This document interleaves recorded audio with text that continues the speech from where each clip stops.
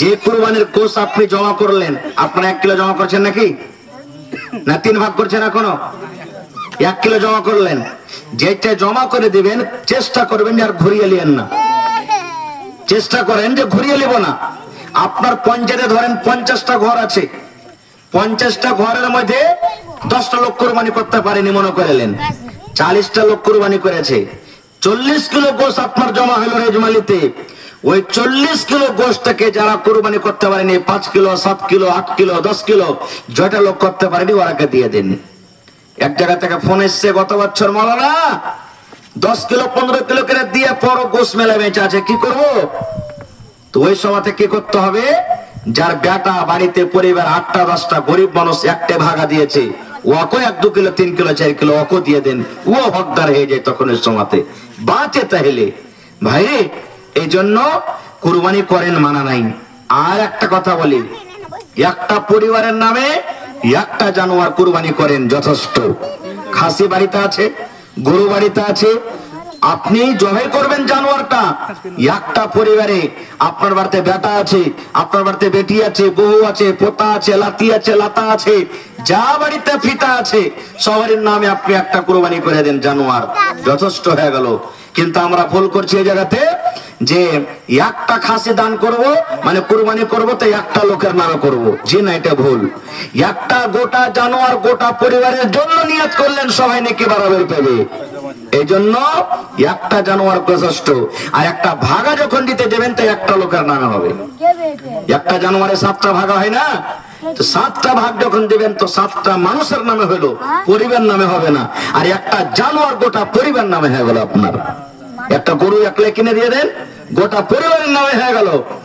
আর একটা কথা আরো বলে দিই, মরার নামে আমরা কুরবানি করছি না, মরার নামে কুরবানি করি না। যদি পারেন ভাই, আজ জালসা হয়েছে না মসজিদে, যে মা বাপ দাদু দাদি স্ত্রী স্বামী যে কেউ মারা গেছে ওরকে ভাগের টাকা কথা যদি দান করে দেন তো বেশি ভালো, বেশি ভালো। কিন্তু ওলামায়ে কেরামেতে ইখতিলাফি মাসলা আসলে, কিন্তু মেলায় ওলামায়ে কেরাম বলছেন যে না, মরার নামে কুরবানি করতে পারো। দলিল দিচ্ছে মেলায় কিছু, আর বলছেন যে কেন, যেমন মরা মানুষের নামে দান করা চলবে কি চলবে না? তার নামে টাকা দেন, গরু দেন, ছাগল দেন, বকরি দেন, জমি দেন, মরা নামে দান করা চলবে কি চলবে না? তো বলছেন কুরবানি করাটা হলো একটা সাদকা দান। বাপ মা দাদু দাদি কেউ মারা গেছে, কুরবানি করাটা হলো একটা সাদকা, একটা দান। এই জন্য মরা মানুষের নামে যদি কেউ দান করতে চায় মানে কুরবানি করতে চায় তো করতে পারে, কিন্তু একটা শর্ত আছে। একটা শর্ত আছে, কি শর্ত? মরা মানুষের নামে যদি আপনি কুরবানি করেন ওইটা হলো সাদকা। যে জিনিসটা আপনি দান করবেন ওই জিনিসটা ঘুরিয়ে নিতে পারবেন আপনি, আপনি খাইতে পাবেন, সাদকার মাল খাইতে পাবেন, আপনি খাইতে পাবেন না। এরকমই আপনি যে দান করে দিলেন মানে কুরবানি করলেন মরা মানুষের নামে, এটা সাদকা হলো, দান করা হলো। ওই দান করা জিনিস আপনার জন্য খাওয়া হারাম, খাওয়া কিন্তু চলবে না, একটা অফিস খাওয়া চলবে না। যেই জানোয়ারটা মৃত্যু মানুষের নামে আপনি জবাই করলেন ওর যতখানি গোশত হবে গোটা পরিবারের নামে, আপনি যতটি পরিবার আছে পরিবারের মধ্যে কেউ খাবে না, সব গোশত আপনাকে বেটে দিতে হবে, সবখানি গোশত আপনাকে মারতে হবে, কারণ আপনার জন্য এটা হারাম হয়ে গেল।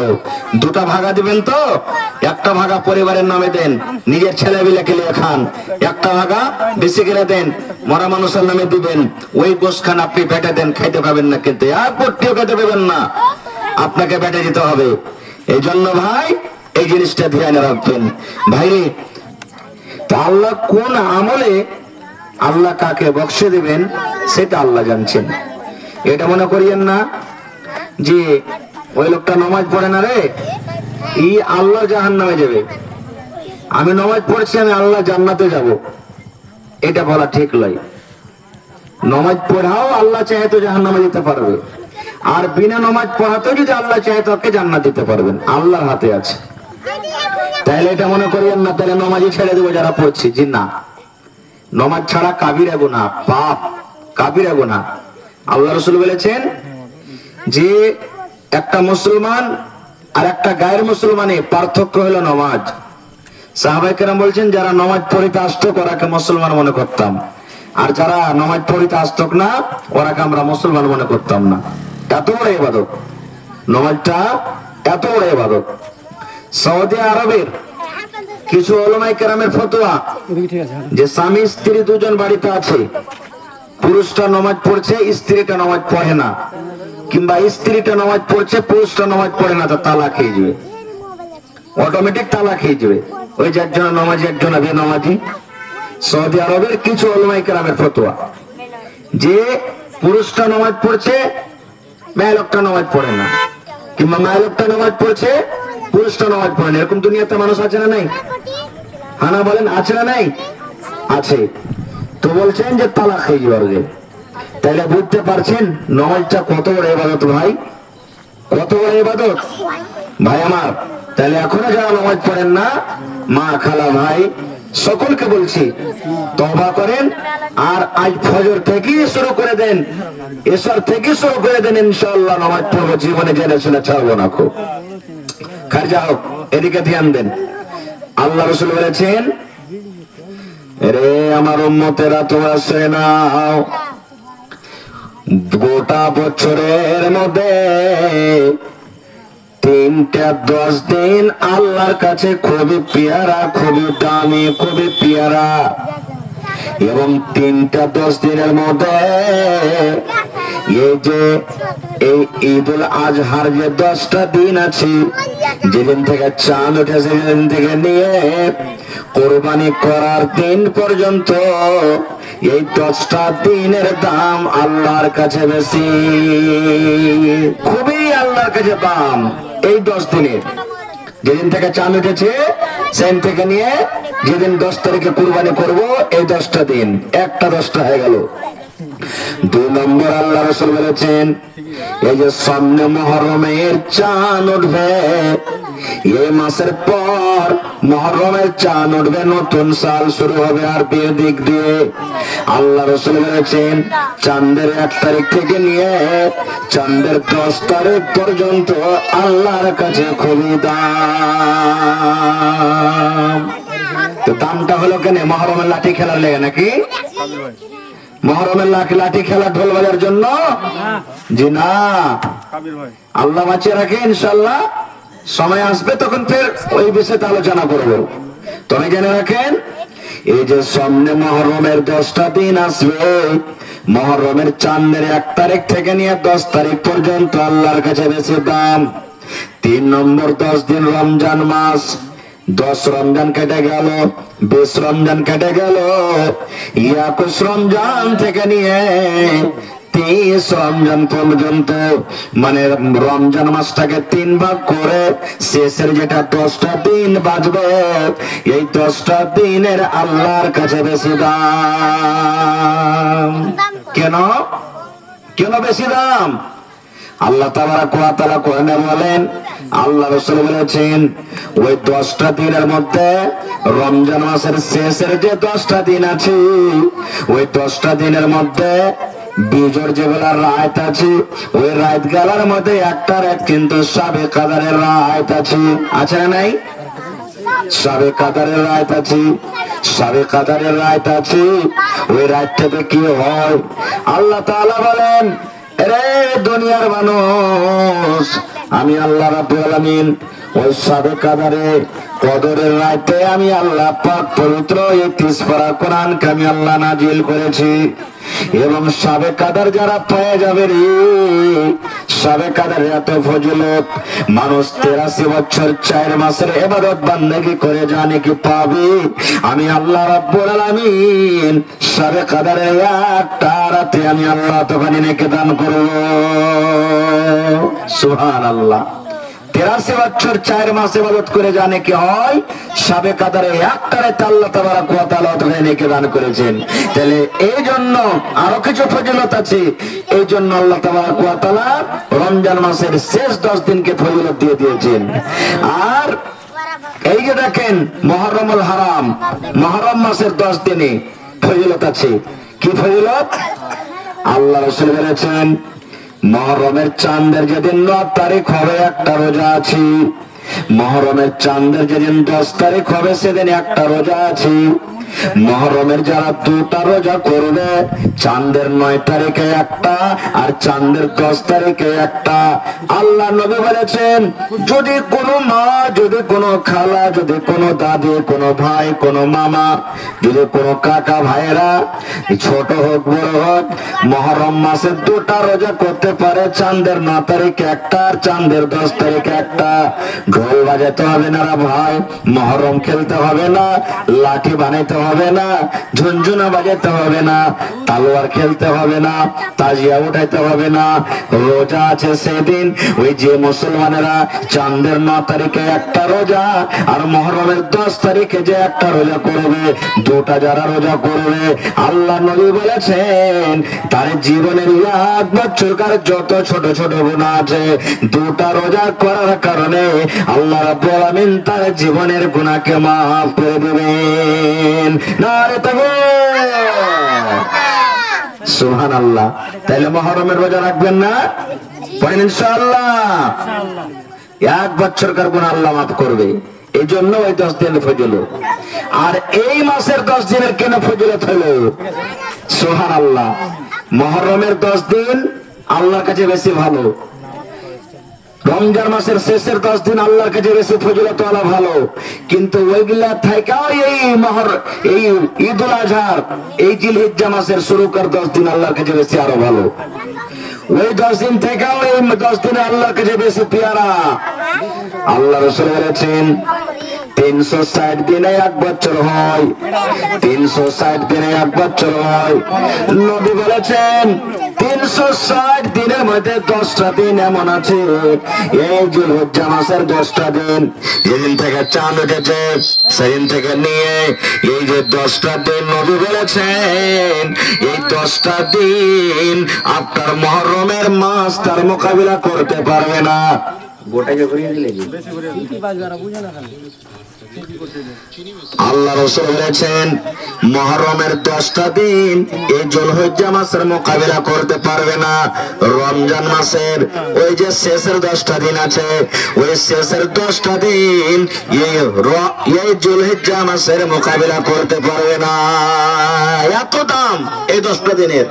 একজন সাহাবী বলছেন হুজুর, যদি কোনো মানুষ আল্লাহর রাহে লড়াই করতে যায়, জিহাদ করতে যায়, তাহলে কি ওর থেকে এটা 10টা দিন দামি? রাসূল বলেছেন হ্যাঁ রে সাহাবী, হ্যাঁ। এই আমার উম্মতরা তোমরা শুনে নাও, যারা জিহাদ করতে যাবে ওই জিহাদ করনেওয়ালা থেকে এই 10টা দিন আল্লাহ রাব্বুল আলামিনের কাছে বেশি পেয়ারা। কিন্তু হ্যাঁ, যদি কোনো মানুষ লড়াই করতে চলে গেল, লড়াই করতে যাওয়ার পর ওর জীবনখানটা ঘুরিয়ে আনতে পারলো না, লড়াই করতে করতে করতে নিজের জান মালকে হারিয়ে দিল, আল্লাহ রাহে শহীদ হয়ে গেল, বাড়ি ঘুরে আসতে পারলো না। নবী বলেছেন লড়াই করতে করতে, যুদ্ধ করতে করতে যদি নিজের জান মালকে আল্লাহ রাহে কুরবান করে দেয়, তাহলে নবী বলেছেন ওই লোকটা কিন্তু এই 10 দিন থেকে টপে যাবে। আর যদি লড়াই করতে করতে গাজী হয়ে বাড়ি ঘুরে আসে, আল্লাহ রাহে যদি শহীদ না হয়, তাহলে ওই লোকটাও এই 10 দিনের মোকাবিলা করতে পারবে না। এত ফজিলত আছে।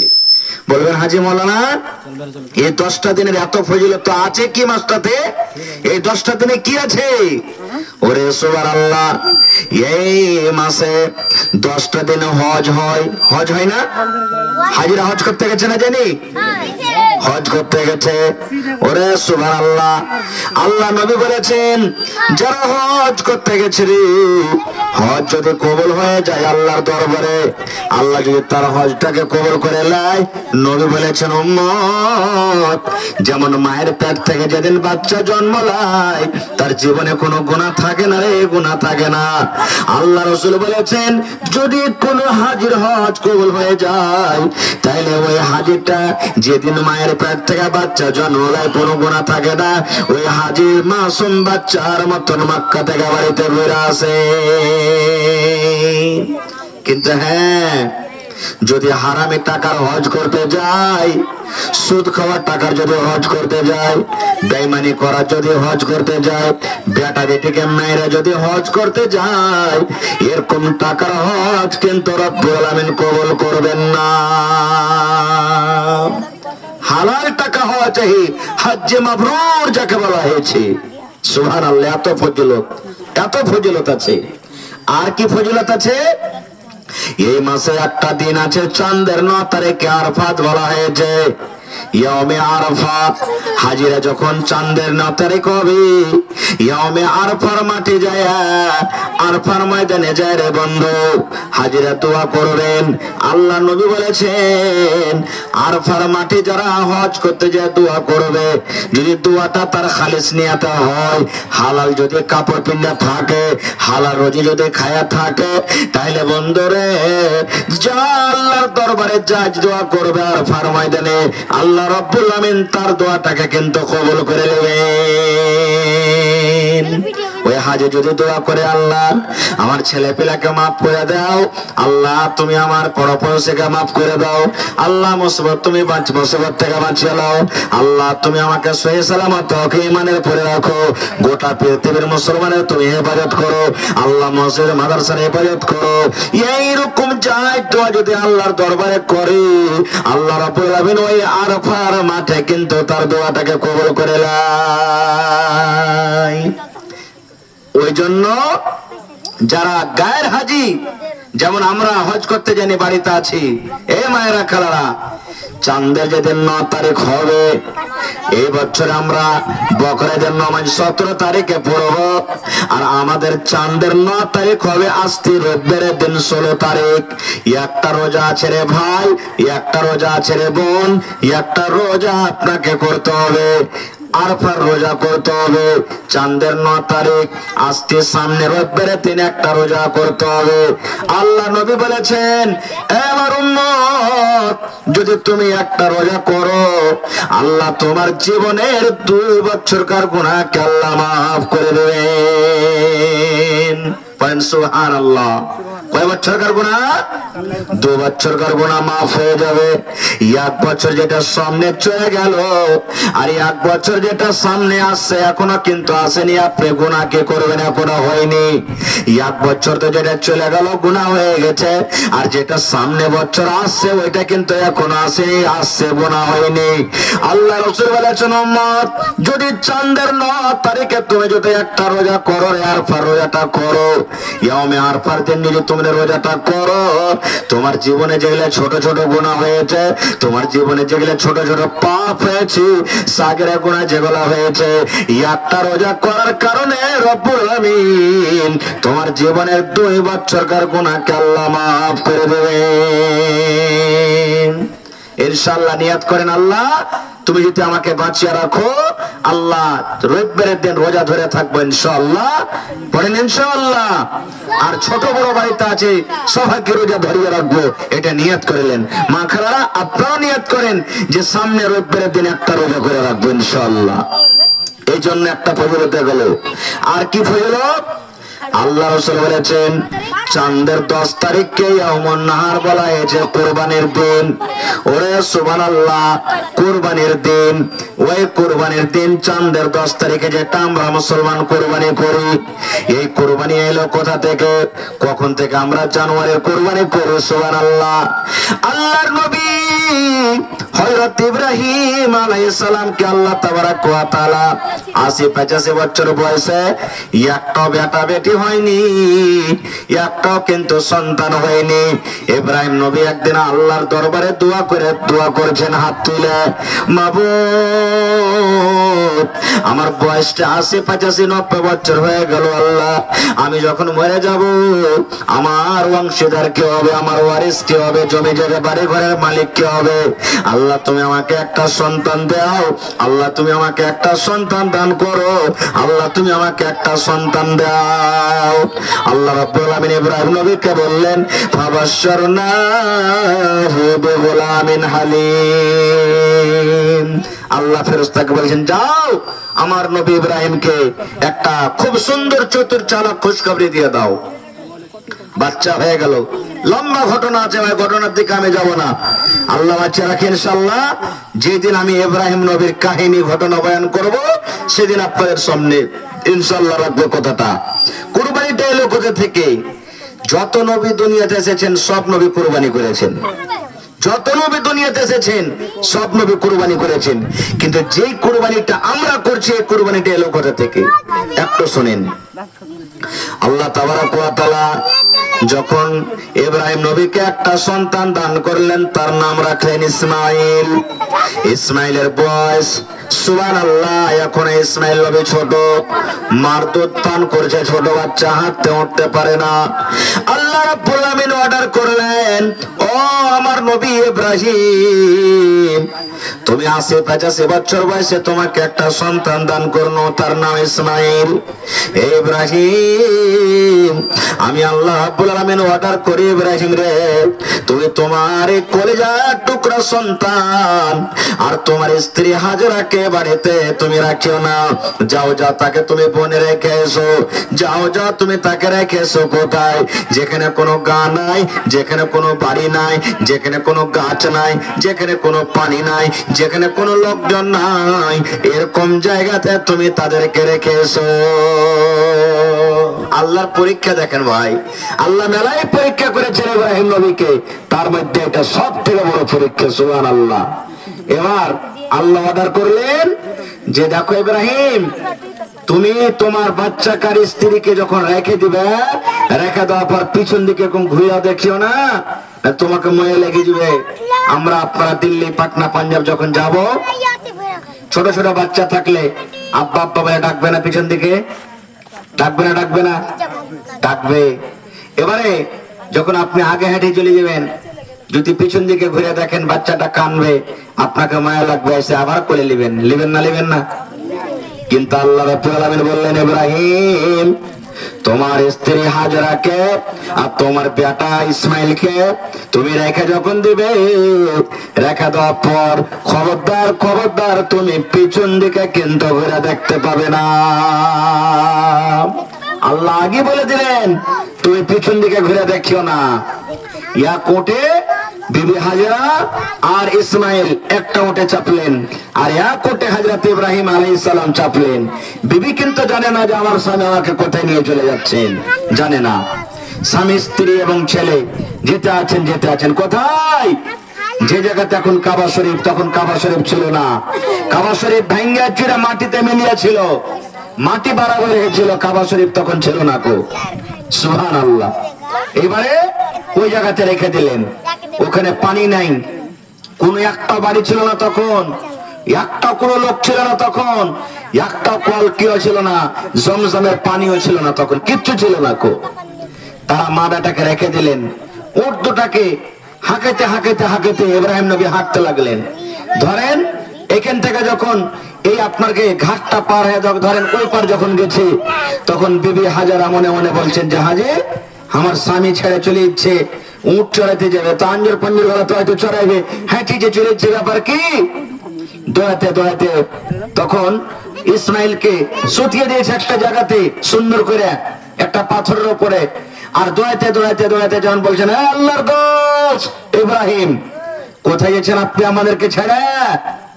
আল্লাহ যে পিছন দিকে ঘুরে দেখতে মানা করেছেন, ঘুরে কিন্তু দেখেন না। বিবি হাজারা মনে মনে বলছে, আল্লাহ ব্যাপারটা কি? আমার স্বামী যে পিছন দিকে ঘুরে দেখে না। আবার তখন বলছেন, আল্লাহর দোস্ত ইব্রাহিম, স্বামী গো একটা কথা আর বলেন তো, এই যে আপনি আমাদের মা বেটাকে এরকম জায়গাতে রেখে গেছেন যেখানে কোনো বাড়ি নাই, লোক নাই, পানি নাই, ছাইয়া নাই, তো এরকম জায়গাতে যে আপনি রেখে গেছেন, এটা কি আল্লাহর হুকুম, আল্লাহর আদেশ যে আপনি আমাদেরকে রেখে চলে যাবেন? সামনে থেকে হযরত ইব্রাহিম আলাইহিস সালাম মাথাটা এরকম ভাবে হেলিয়ে দিলেন, পিছন দিকে যে ঘুরে দেখতে মানা আছে, সামনে এরকম ভাবে মাথাটা হেলিয়ে দিয়ে বলেন, হ্যাঁ বিবি রে, মানে হ্যাঁ বিবি, এটা আল্লাহর আদেশ। এই আমার মায়েরা, খালারা, এইবারে বিবি হাজারা কে বলছেন দেখেন, ওরে সুবহানাল্লাহ। বিবি হাজারা তখন বলছেন, স্বামী গো চলে যান, আপনি চলে যান, আপনাকে আর বাধা দেব না, আপনাকে আমি আর ডাকবো না, আপনার রাস্তার ঘেরবো না, আপনি চলে যান, চলে যান। যদি আল্লাহর অর্ডার থাকে, আল্লাহর আদেশে যদি আপনি আমাদেরকে এখানে রেখে যান, তাহলে আল্লাহ রাব্বুল আমিন আমাদের হেফাজত করবেন, আল্লাহ রাব্বুল আমিন আমাদেরকে বরবাদ হালাক করবেন না। যান আপনি, আমাদের হেফাজত কে করবেন? আল্লাহ। চলে গেলেন। এবারে কলসিতে যেখানটা পানি ছিল ভাই, পাথর দেশ সব পানি শুকিয়ে গেল। এবার মা হাজেরা কি পান করবেন? বাচ্চাকে কি পানি পান করাবেন? বাচ্চা কাঁদছে, পিপাসা লেগে গেছে।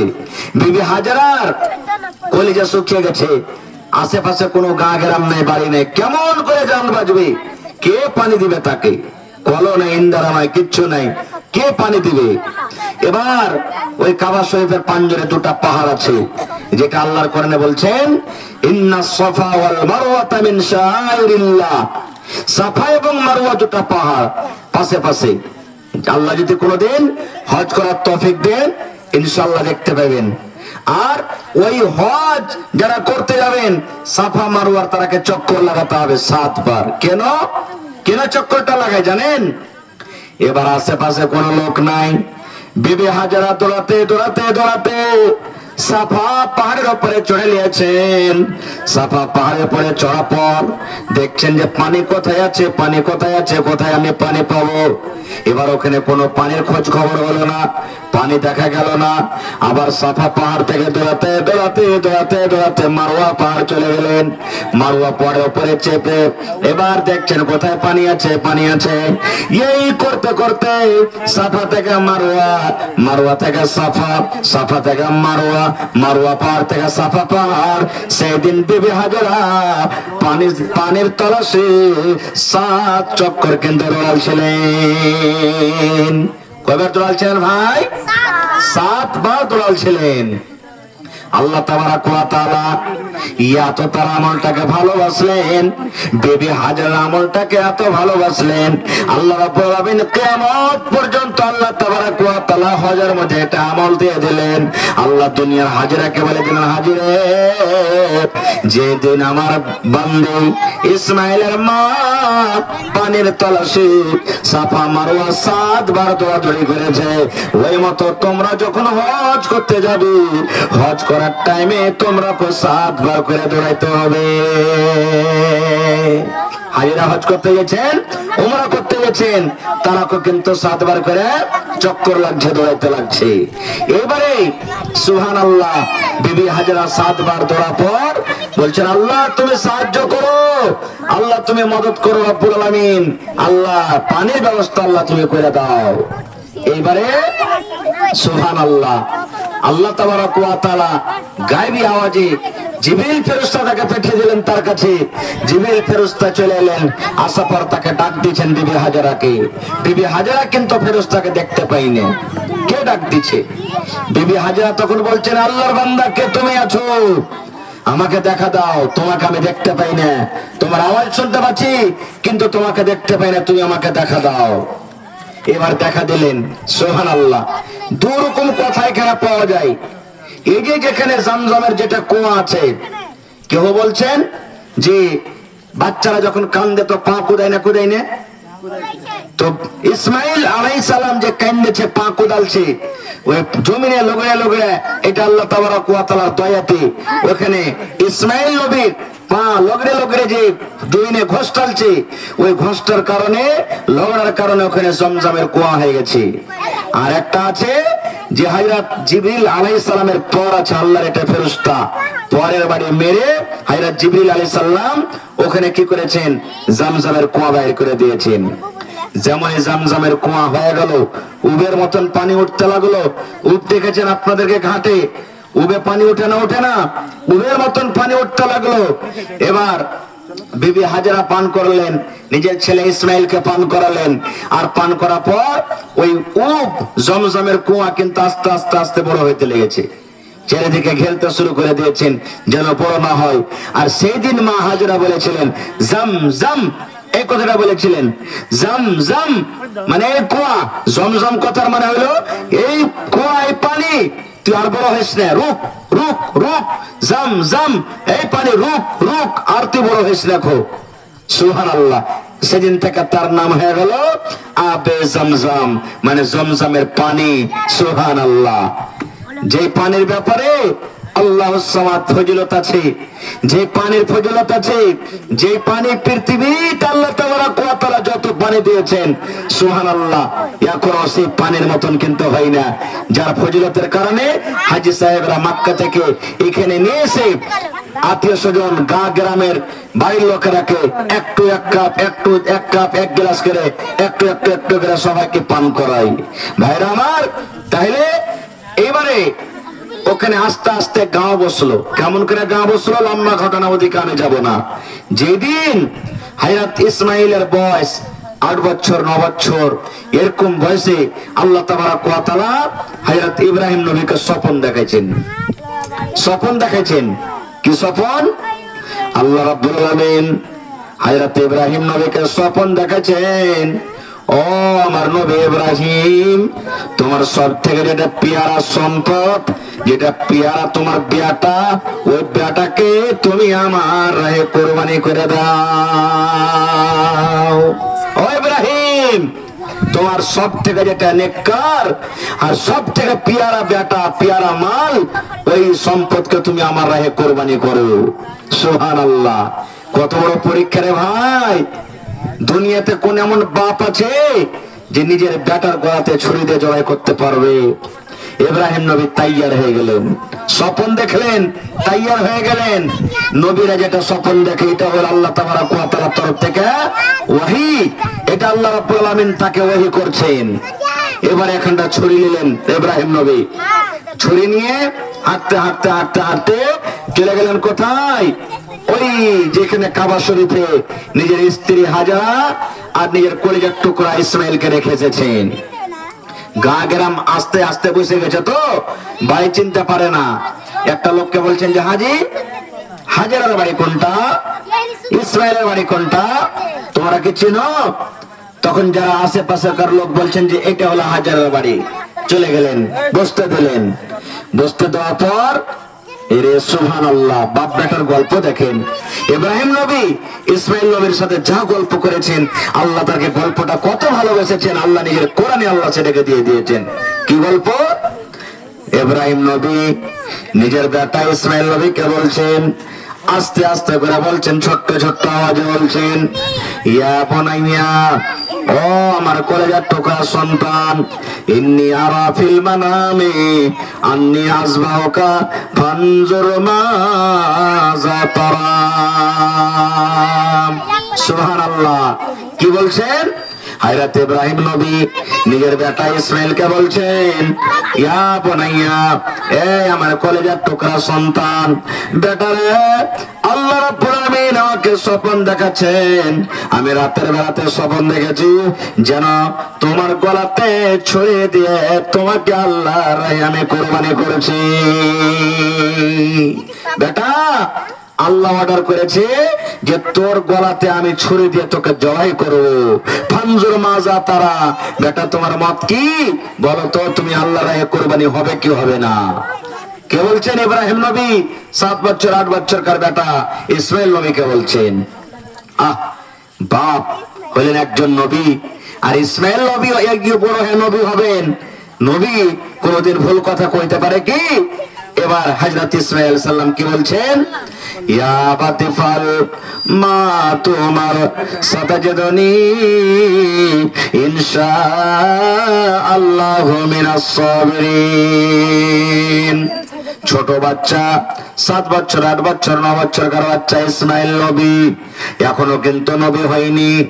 আব্বাকে বলছেন, আব্বা গো, আল্লাহ যদি আপনাকে আদেশ করে থাকে আমার গলাতে ছুরি দিয়ে আপনি আমাকে জবাই করবেন, আমার গলাতে আপনি ছুরি দিয়ে আমাকে আল্লাহর রাহে কুরবানি করবেন গো আব্বা।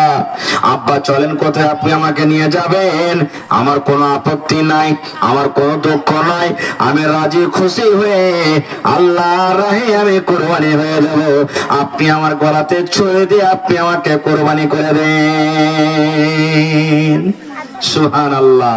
এ আমার ভাইরা মায়েরা খালারা, দেখেন আল্লাহর কত বড় পরীক্ষা। বেটা বলছেন, আব্বা চলেন, কোথায় আপনি নিয়ে যাবেন? আমি কুরবানি হয়ে যাবো আব্বাজি, চলেন আপনি, আপনাকে নিয়ে চলেন।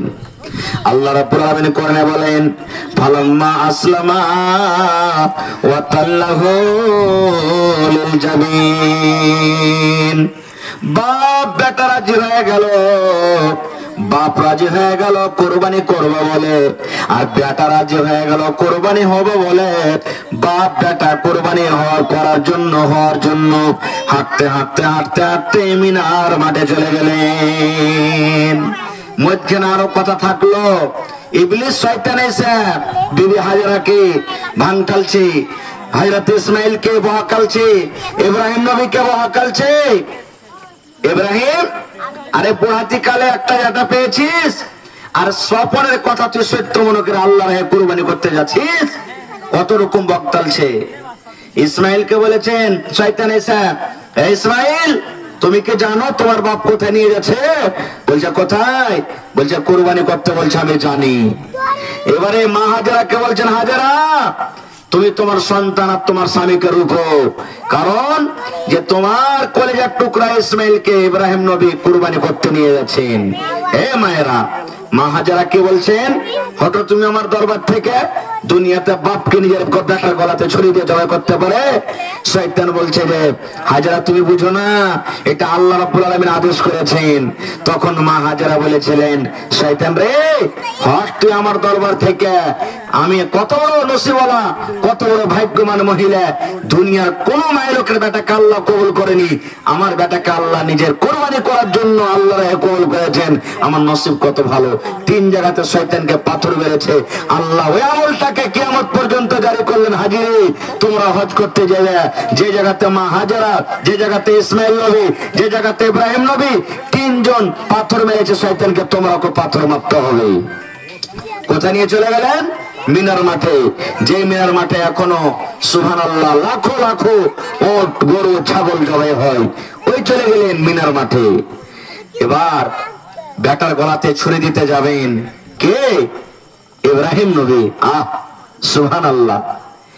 মুআজ্জা হাসানাতে বা অন্যান্য কিতাবে লিখছে যে ইসমাইল নবী নিজের আব্বাকে বলছেন, আব্বা গো আপনি আমাকে জবাই করবেন গো আব্বা, নিজের চোখে আপনি পাট্টিটা বেঁধে রাখবেন।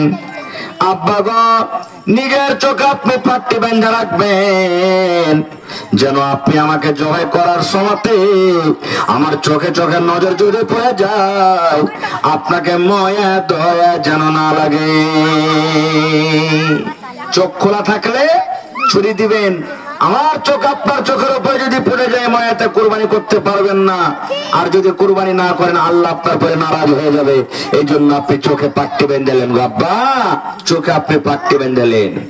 খাই যা হোক, কুরবানি করতে যাবেন। যত দুনিয়াতে পথ পাখালি, সমস্ত পথ পাখালি আল্লাহ রে আল্লাহ মনে হয় চলাফেরা বন্ধ করে দিয়েছে। মনে মনে সবাই বলছে, আল্লাহ আজ তোমার কি লীলা খেলা, তোমার আল্লাহ কি ইমতিহান।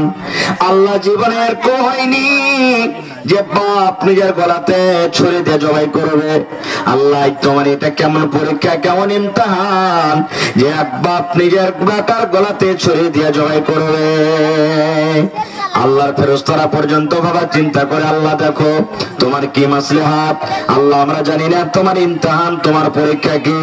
আল্লাহ নিজের বেটার গলাতে নবী ইব্রাহিম ছুরি দিয়ে তাকে জবাই করবে। জবাই করতে যাবেন আর মানবেন না হযরত ইব্রাহিম নবী। আল্লাহ তাবারাক ওয়া তাআলা জিবরিল ফেরেশতাকে ডাক দিয়ে বলছেন, জিবরাইল যাও, আমার নবী পাগল হয়ে গেছে, কুরবানি না করতে গেলে ছাড়বে না। যাও জান্নাত থেকে একটা দুম্বা নিয়ে যাও, আর ওই দুম্বাটা নিয়ে তুমি কি করবে? ইসমাইলকে তার ছুরির তলা থেকে টেনে নেবে, আর ওই জান্নাতের দুম্বাটা তার ছুরির তলাতে তুমি রেখে দিবে। এবারে আল্লাহ রাব্বুল আলামিনের আদেশে হযরত জিবরাইল আলাইহিস সালাম জান্নাত থেকে দুম্বা নিয়ে এলেন, আর নিয়ে আসার পর ওই ছুরির তলাতে রাখলেন, আর ইসমাইল নবীকে হটিয়ে নিলেন। সেদিন থেকে মেলায় কথা থাকলো মধ্যখানে, সেদিন থেকে আল্লাহ তাবারাক ওয়া তাআলা প্রত্যেক বছরে বছরে একটা করে জানোয়ার কুরবানি করার আদেশ করলেন। কিন্তু তারা কুরবানি করতে কি জানেন? এই যে কুরবানি হলো, জানোয়ারটাকে জবাই করে রেখে দিলেন। গোশত খাওয়া হারাম ছিল কুরবানির। কুরবানির গোশত খাইতো না, জানোয়ার জবাই করে ফেলে দিলে এবার আসমান থেকে আল্লাহর আদেশে আগুন আসতো। আগুন আসতো, আর ওই আগুন জানোয়ার জবাই করে যে পড়ে আছে ঘুরতো পাঞ্জরে পাঞ্জরে।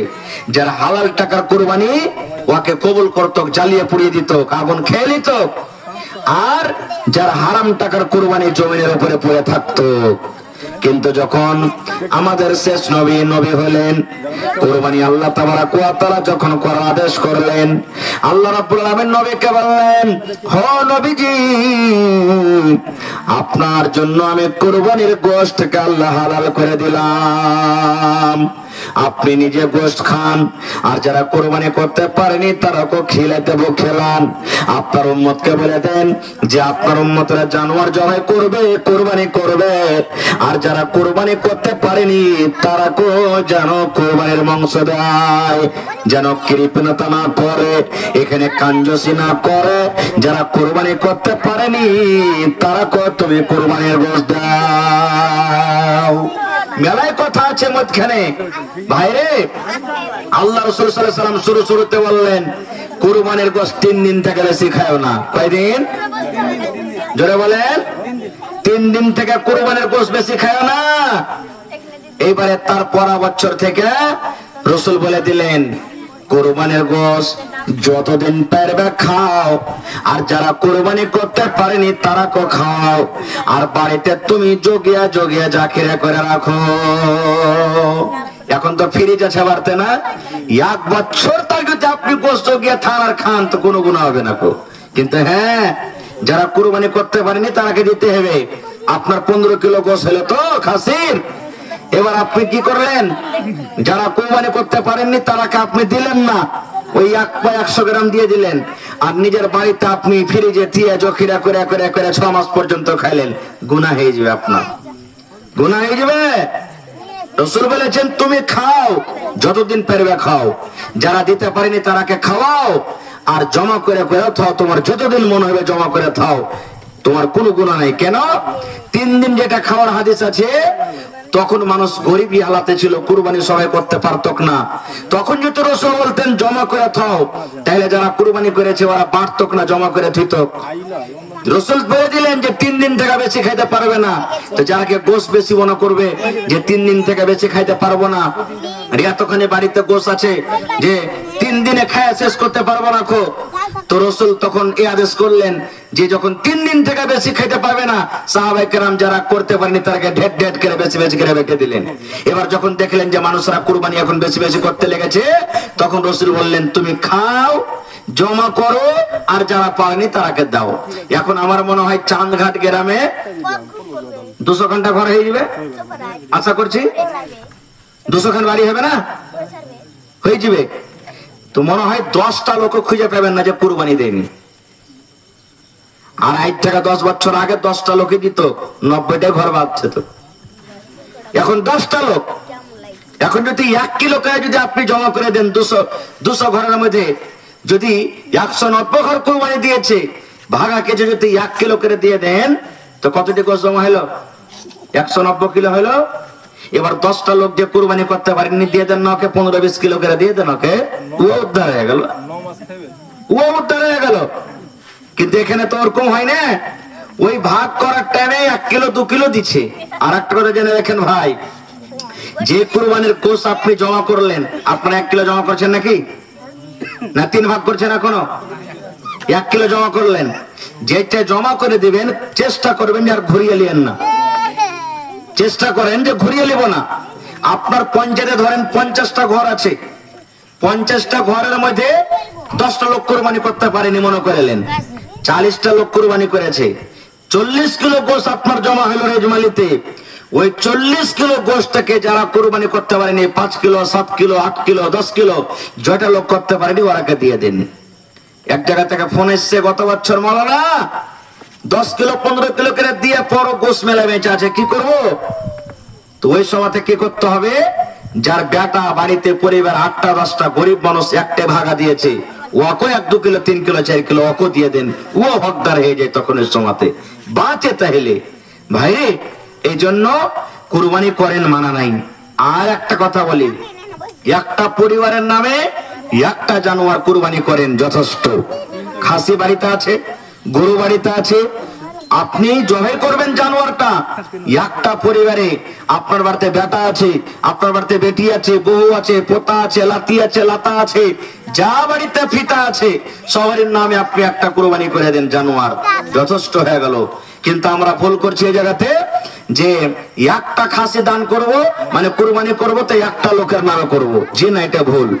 একটা গোটা জানোয়ার গোটা পরিবারের জন্য নিয়ত করলেন, সবাই নাকি বরাবর পাবে। এই জন্য একটা জানোয়ার যথেষ্ট। আর একটা ভাগা যখন দিতে দেবেন তো একটা লোকের নামে হবে। একটা জানোয়ারে 7টা ভাগা হয় না, তো 7টা ভাগ যখন দিবেন তো 7টা মানুষের নামে হলো, পরিবার নামে হবে না। আর একটা জানোয়ার গোটা পরিবার নামে হয়ে গেল আপনার। একটা গরু একলা কিনে দিয়ে দেন, গোটা পরিবারের নামে হয়ে গেল। আর একটা কথা আরো বলে দিই, মরার নামে আমরা কুরবানি করছি না, মরার নামে কুরবানি করি না। যদি পারেন ভাই, আজ জালসা হয়েছে না মসজিদে, যে মা বাপ দাদু দাদি স্ত্রী স্বামী যে কেউ মারা গেছে ওরকে ভাগের টাকা কথা যদি দান করে দেন তো বেশি ভালো, বেশি ভালো। কিন্তু ওলামায়ে কেরামেতে ইখতিলাফি মাসলা আসলে, কিন্তু মেলায় ওলামায়ে কেরাম বলছেন যে না, মরার নামে কুরবানি করতে পারো। দলিল দিচ্ছে মেলায় কিছু, আর বলছেন যে কেন, যেমন মরা মানুষের নামে দান করা চলবে কি চলবে না? তার নামে টাকা দেন, গরু দেন, ছাগল দেন, বকরি দেন, জমি দেন, মরা নামে দান করা চলবে কি চলবে না? তো বলছেন কুরবানি করাটা হলো একটা সাদকা দান। বাপ মা দাদু দাদি কেউ মারা গেছে, কুরবানি করাটা হলো একটা সাদকা, একটা দান। এই জন্য মরা মানুষের নামে যদি কেউ দান করতে চায় মানে কুরবানি করতে চায় তো করতে পারে, কিন্তু একটা শর্ত আছে। একটা শর্ত আছে, কি শর্ত? মরা মানুষের নামে যদি আপনি কুরবানি করেন ওইটা হলো সাদকা। যে জিনিসটা আপনি দান করবেন ওই জিনিসটা ঘুরিয়ে নিতে পারবেন আপনি, আপনি খাইতে পাবেন, সাদকার মাল খাইতে পাবেন, আপনি খাইতে পাবেন না। এরকমই আপনি যে দান করে দিলেন মানে কুরবানি করলেন মরা মানুষের নামে, এটা সাদকা হলো, দান করা হলো। ওই দান করা জিনিস আপনার জন্য খাওয়া হারাম, খাওয়া কিন্তু চলবে না, একটা অফিস খাওয়া চলবে না। যেই জানোয়ারটা মৃত্যু মানুষের নামে আপনি জবাই করলেন ওর যতখানি গোশত হবে গোটা পরিবারের নামে, আপনি যতটি পরিবার আছে পরিবারের মধ্যে কেউ খাবে না, সব গোশত আপনাকে বেটে দিতে হবে, সবখানি গোশত আপনাকে মারতে হবে, কারণ আপনার জন্য এটা হারাম হয়ে গেল। দুটা ভাগা দিবেন তো, একটা ভাগা পরিবারের নামে দেন, নিজের ছেলে বিলেকে নিয়ে খান, একটা ভাগা বেশি করে দেন, মরা মানুষের নামে দিবেন, ওই গোশত খান আপনি বেটে দেন, খাইতে পাবেন না, কিন্তু আর পট্টিও খেতে পাবেন না, আপনাকে বেটে দিতে হবে। এই জন্য ভাই এই জিনিসটা ধ্যানে রাখবেন। ভাইরে বলার মেলায় কথা আছে, মেলায় কথা আছে কুরবানির সম্পর্কে। আল্লাহ বাচ্চা রাখে ইনশাআল্লাহ কোনদিন বলবো। তবে এটা হলো আল্লাহর ঘর, আল্লাহর ঘর। আজকে মসজিদের জালসা, আজকে দেখি কোন আল্লাহ বান্দা আছেন যে ইব্রাহিম নবী সুবহানাল্লাহ মিনার মাঠে আল্লাহর আদেশে নিজের বেটাকে জবাই করতে গেছিলেন, কুরবানি করতে গেছিলেন। আজ বেটার কুরবানি আপনাদের কাছে চাইনি, বেটার কুরবানি চাইবো না। এই যে কষ্ট করে, কত রকম কষ্ট করে রোদে বাতাসে টাকা জড়ো করছেন, ধান গম মাকই পকেটে রেখেছেন, বাড়িতে রেখেছেন, ওই টাকাগুলা দেখি আল্লাহর কোন এমন বান্দা আছেন একটা লোক 5,000 টাকা দান করতে পারবেন? কোন আল্লাহর এমন বান্দা আছেন 1 ডিসমিল জমিন, 1 কাঠা জমিন দান করতে পারবেন? মসজিদের আশেপাশে তো আশা করছে জমিন নাই, মাঠে ময়দানে কোন জায়গাতেই দহাতে বগাতে জমিন আছে, বিক্রি করে যা টাকা হবে মসজিদে লাগিয়ে দিবেন আপনি। দেখি কোন আল্লাহর বান্দা আছেন 15টা লোক 1,000 টাকার টাকা, এবং 15টা লোককে দেখবো 500 টাকা 500 টাকা 500 টাকা, এবং 5টা লোককে দেখবো 2,000 করে। এবং মায়েরা খাওয়াকে বলবো আপনারা 1 বড়া করে সিমেন্টের দাম গলা দেন 500 টাকা করে টাকা। দেখি কোন মা আছেন একটা ছাগল দান করবে না আল্লাহর ঘরের জন্য?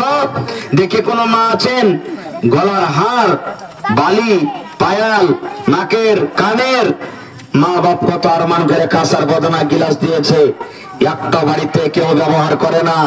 ওই মাকে বলবো নতুন পুরাতন ভাঙ্গা ফোটা যা আপনার বাড়িতে আছে আল্লাহর ঘরের জন্য হাজির করেন।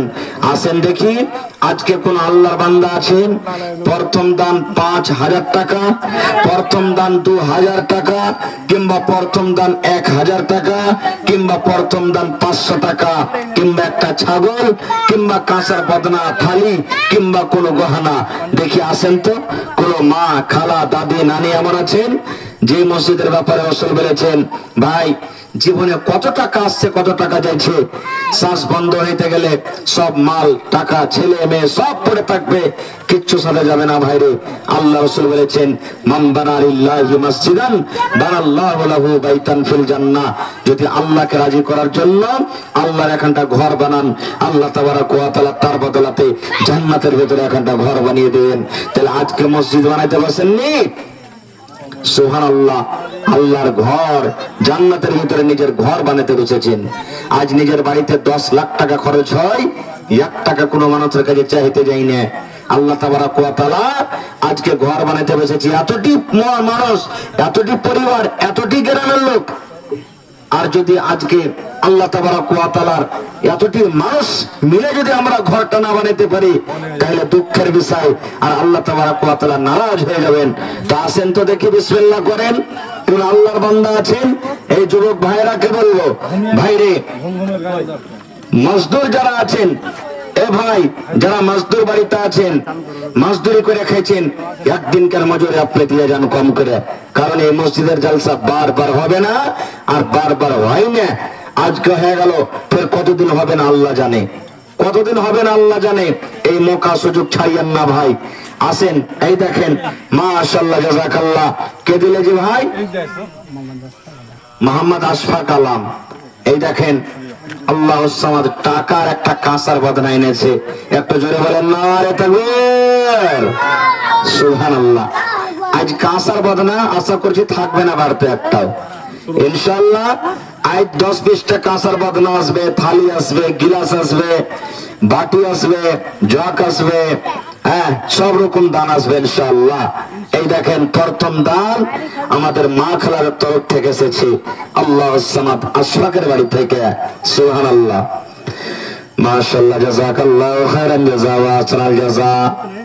রব্বানা যালামনা আনফুসানা ওয়া ইল্লাম তাগফির লানা ওয়া তারহামনা লানাকুনান্না মিনাল খাসিরিন। রব্বানা আতিনা ফিদ দুনিয়া হাসানা ওয়া ফিল আখিরাতি হাসানাতাও ওয়া কিনা আযাবান নার। রব্বুল আলামিন, তোমার ঘরের জন্য সর্বপ্রথম দান আল্লাহ আশফাক সাহেবের বাড়ি থেকে এসেছে, আল্লাহ তার দানকে তুমি কবুল করে নাও, মনের আশাকে আল্লাহ পুরা করো, রোজ রোজগারে আল্লাহ বরকত দাও, কামাই দামাইতে আল্লাহ বরকত দাও, দুনিয়ার ভেজাল দুনিয়ার ফিতনা থেকে আল্লাহ বাঁচিয়ে নাও। আয় রব্বুল আলামিন, আত্মীয় স্বজন যারা কবরে চলে গেছে রব্বুল আলামিন, জানি না তারা কবরে কি হালাতে আছে, আল্লাহ তাকে কবরে তুমি জান্নাতের বিছানা দিয়ে দাও, আল্লাহ তাকে কবরকে নূর দিয়ে মনোহর করে দাও। এ রব্বুল আলামিন, ছোট ছোট আমার বহিনরা 10, 20, 100, 50 করে কিছু দান করে গেছে রব্বুল আলামিন, আল্লাহ তাকে দানকে তুমি কবুল করে নাও, মনের আশাকে আল্লাহ পুরা করো, হায়াতকে তুমি বাড়িয়ে দাও। আল্লাহ যারা পড়ালেখা করছে তাদেরকে জিহানকে কোশলা করে দাও, আল্লাহ তাদেরকে তুমি কামিয়াব করো। হে রব্বুল আলামিন, আত্মীয় স্বজন যারা কবরে চলে গেছে, জানি না রে মাওলা তারা কবরের ভিতরে কি হালাতে আছে, আল্লাহ তাদেরকে কবরে জান্নাতের বিছানা দিয়ে দাও, আল্লাহ তাদেরকে কবরকে তুমি নূর দিয়ে মনোহর করে দাও। রব্বানা তাকাব্বাল মিন্না ইন্নাকা আনতাস সামিউল আলিম, আমিন সুম্মা আমিন। আইসার আপনারা বসে যে আছেন নিজের নিজের দান টাকা দিয়ে দেন 5,000। ওরে আল্লাহ, জালসা যত এলাকাতে হয়েছে আর আজ মোটামুটি প্রত্যেক দিনই মুরগি কিনতে যাচ্ছে, কোন এমন জালসা নেই যে ওখানে 150-200 দান করে না, সুবহানাল্লাহ। যাই আজ জালসাতে নামটা ভুলে গেছে, যে মোহাম্মদ মাজহার আলী সাহেব 500 দিয়েছেন, আর 500 টাকা দিয়ে 1000 পুড়িয়ে দেন, ঠিক আছে? নারে তাকবীর, মাশাআল্লাহ। 15টা কলম চেয়েছি 1000 করে, ইনশাআল্লাহ 1 কলম চলে এসেছে, আর 15 কলম চেয়েছি 500 টাকা করে। এগুলো কে দিলে জি? মোহাম্মদ মুসা। তোমার আব্বার নাম কি? মোহাম্মদ পারভেজ। মোহাম্মদ পারভেজ এখানে নাই? পারভেজ ভাই এখানে আইসো না জি, একটু সালাম কালাম করে যাও। মুখখানটা কেমন হয়েছে দেখেলি একটু, শুকিয়ে গেছে কে হায় হয়েছে, জীবনে কোনোদিন দেখেনি। আইসো পারভেজ আলম ভাই, আইসো একটু দেখো, দেখি কোন দিকে আছো, একটু আইসো তাড়াতাড়ি করে। আর এই 500 টাকা যে কে দিয়ে গেল, আর কোন ভাই? আর একটা কেউ কপি কলম নিয়েছেন না এখানে? লিখবেন না? হ্যাঁ, হায় আল্লাহ। তো মাঝার আলী সাহেব 1000 টাকা দান করলেন, পারভেজ ভাই 500 টাকা, আর একজনকে দিয়েছে 500 টাকা। পারভেজ একটু আইসো, কে দিলে? রহিম, তোমার আব্বা দিলে? চাচা এখানে নেই নাকি? কই আব্দুর রহিম সাহেব আইসেন, সালাম করে লি। পা পা সোনার পা, আইসেন আইসেন, সালাম করে লি। আইসেন, পারবেন দিবেন, না পারবেন নাই দিবেন। আইসেন, সালাম মুসাফা করে লি। আসেন। আচ্ছা, আপনার এখানে ডাক্তার, মাস্টার, ঠিকাদার এগুলো নেই নাকি? আছে না? ইনশাআল্লাহ আছে, কেউ বাকি থাকবে না। খুব মাশাআল্লাহ। এটা ঠিকাদার? আল্লাহ সব পহিলা কলম তাইলে ঠিকাদারে ভাল্লাতে পড়েছে নাকি? ভালো আছেন তো? ঠিকাদার সাহেব আব্দুর রহিম নাকি? তো 5000 দেন না তাহলে? ঠিকাদার মানুষ, হালাত খারাপ আছে, কাম চলে না নাকি? চলছে তো দেন 5000 টাকা আল্লাহর রাস্তে, ইনশাআল্লাহ আল্লাহ ভালো দেবে, রোজিতে আল্লাহ বরকত দেবে। দোসরা কাম করলেছেন তো 500 দিলেন, তো কমসে কম দেন আর কিছু। 500 লাই 2000 টাকা নেব আপনার কাছে। শোনেন না, কথাটা রাখেন, আল্লাহ ভালো থাকবে। শোনেন, 1500 টাকা আপনার দিয়ে দিন, আর 500 লাই 2000 টাকা দেন। একটা কলম পাবো না 2000 টাকার? হায় আল্লাহ। আচ্ছা রহিম ভাই শোনেন না, এটা বাদে 1000 টাকা করে দিন, এটা বাদে। হায় আল্লাহ জি, কম করিতে কহেছি, এত নারায়ণ তো নরে তবে। আব্দুর রহিম ঠিকাদার 1500 টাকা, বুঝলেন? 2.5 টাকা বাজেছে কি কি? আল্লাহ লেখেন, আব্দুর রহিম ঠিকাদার সাহেব 500 নগদ, 1000 টাকা দিয়ে দিবেন, 1500 হলো। আর মাজারুল হক সাহেব 1000 টাকা। 2 কলম হয়ে গেল ভাই। 3 নম্বরে দেখি 1000 টাকা কে দিবেন? 15টা কলম চেয়েছি ভাইরি, দেন। হিম্মতে বান্দা মাদাদে খোদা, আল্লাহ কোরআনে বলছেন লাইন শাকারতুম লাযিদান্নাকুম। বান্দা আমাকে দাও, আমার রাহে খরচ করো, আমি আল্লাহ তাআলা আরো বেশি বেশি করে দান করব। আসেন 3 নম্বরে মা খালা। আর মা খালারা সব শীতে গেছে নাকি? সব পয়সা আছে? ওই বারকে দান গুলো আসছে এখন থেকে, একটা দিয়েছে, একটা বহিন, একটা বদনা। তারপরে কিন্তু এখনো দান আসেনি মা খালার গে। আসেন, মাশাআল্লাহ, জাযাকাল্লাহ। রব্বানা যালামনা আনফুসানা ওয়া ইল্লাম তাগফির লানা وترحمنا لنكونن من الخاسرين ربنا آتنا في الدنيا حسنة وفي الآخرة حسنة وقنا عذاب النار رب العالمين।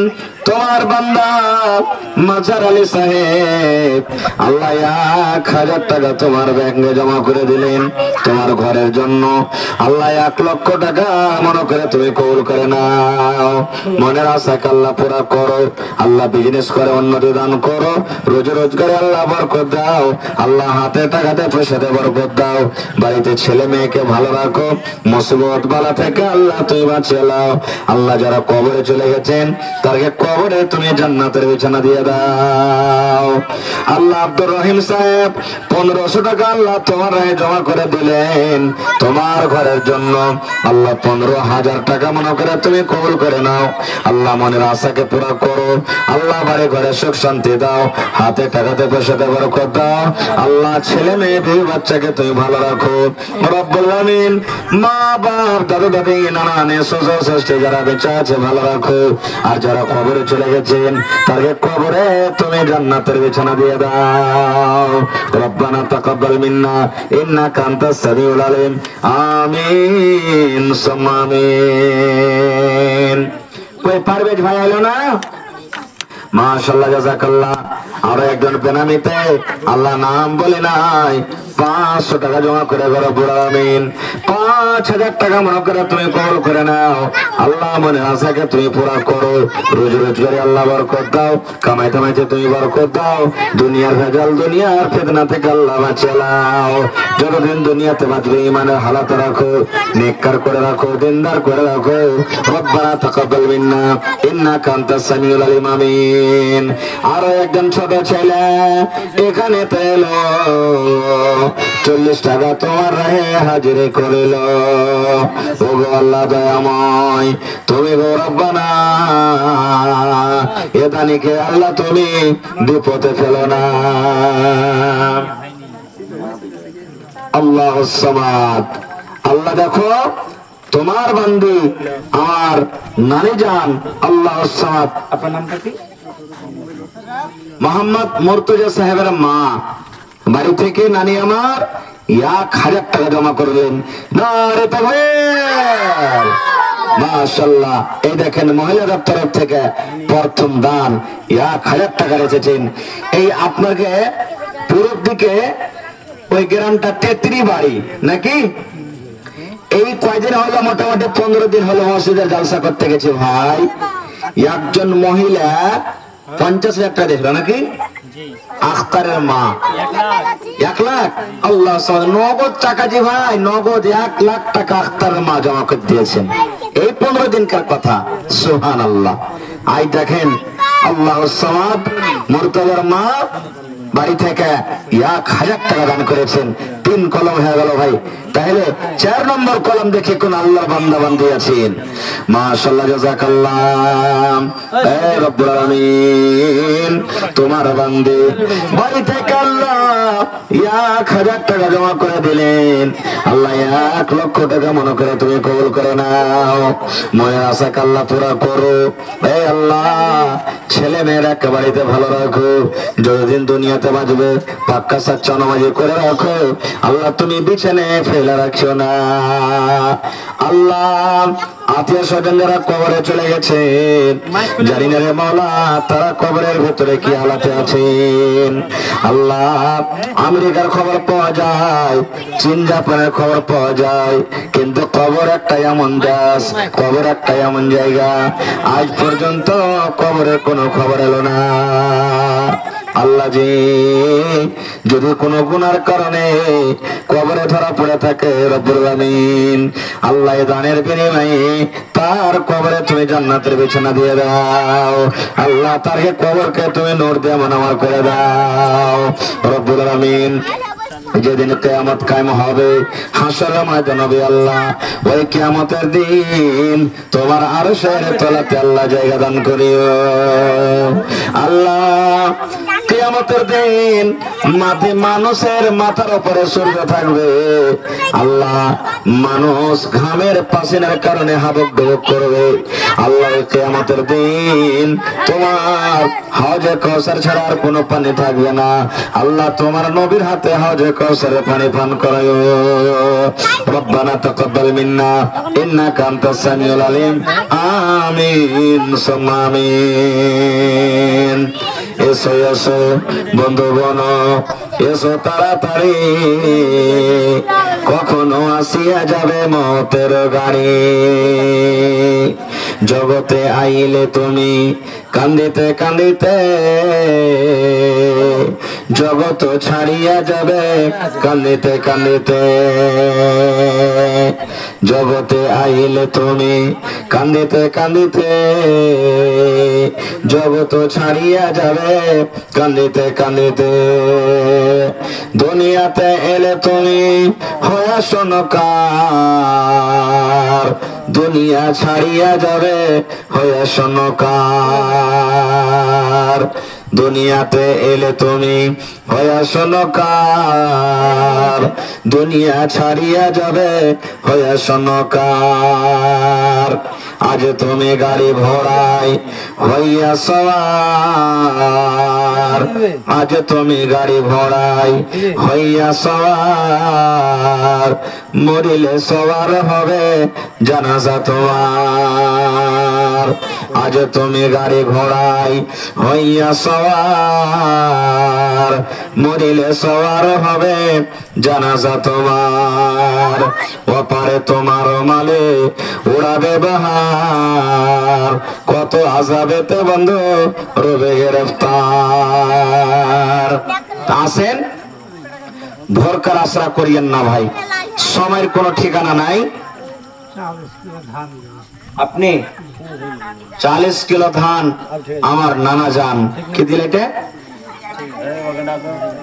মুখতার আলম সাহেব, আল্লাহু সামাদ। পাঁচজনের বাড়ি নয়, মুখতার আলম সাহেব একটু আইসেন আপনি এখানে। মনে হয় চেহারা খানটা দেখা দেখা লাগছে নাকি জি? চিলমারিতে পড়েছিল নাকি কেউ? হ্যাঁ, তাইলে তো দেখা দেখা লাগছে। তো মুখতার আলম সাহেব আইসেন, মেলাদিন থেকে দেখিনি। হ্যাঁ, মুখখানটা যে কেমন হয়ে আছে, আইসেন একটু। এই দানটাকে আপনার থইল, পারবেন দিবেন, না পারবেন না দেবেন, খালি সালাম কালাম করে দেন আপনি। তো আমার নানা যান হাজি সাহেব, মাশাআল্লাহ, 40 কিলো ধান আর ভুট্টা বাড়ি নাকি? আচ্ছা আচ্ছা, আর 10 কিলো বাড়িয়ে দেন, 50 কিলো করতেন, ঠিক আছে? মাশাআল্লাহ মাশাআল্লাহ, জাযাকাল্লাহু খাইরান জাযা ওয়া আহসানাল জাযা। রব্বুল আলামিন নানা আমার, আয় আল্লাহ, এ পাক পরওয়ারদিগার, আফতাব দর্জির আব্বা জান, আল্লাহ জি 50 কিলো ধান তোমার হাজির করে দিলেন। আল্লাহ 50 কিলো ধানে কত দানা আছে তুমি জানো? কে দিলে এটা?